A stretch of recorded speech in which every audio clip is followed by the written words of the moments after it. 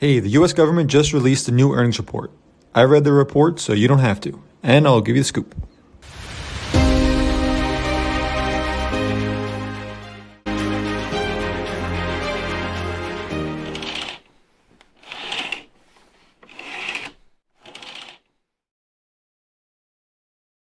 Like I said, the US government, the Department of Labor, just released this year's report on median earnings. But before I dive into the details, hit that subscribe button and turn on the notification bell so you never miss another update. Now, let's get into the data itself.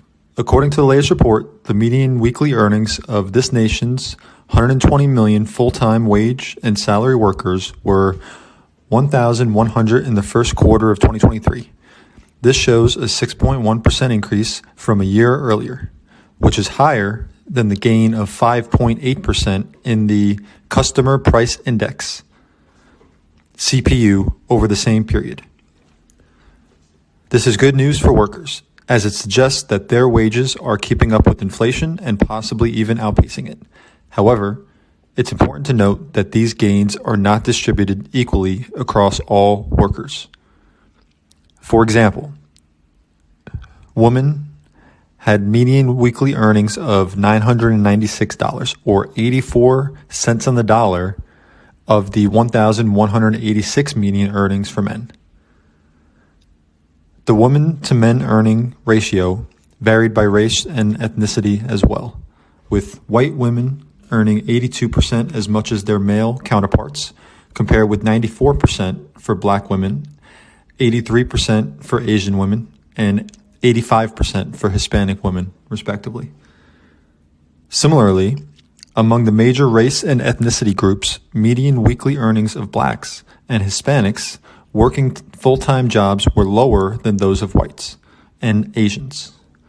By sex, median weekly earnings for black men were $909, or 74% of the median for white men, and the median earnings for Hispanic men were $917, or 75 cents of the median for white men. Earnings of Asian men and women were higher than those of their white counterparts. These disparities in earnings by gender and race are not new, but they are concerning. There are many possible reasons for these gaps, including discrimination, differences in education, experience, and occupational segregation.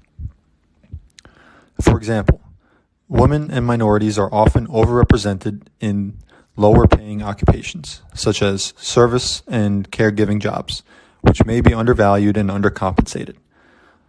On the other hand, men are more likely to work in higher-paying fields like finance and engineering, where there may be greater demand for their skills and experience.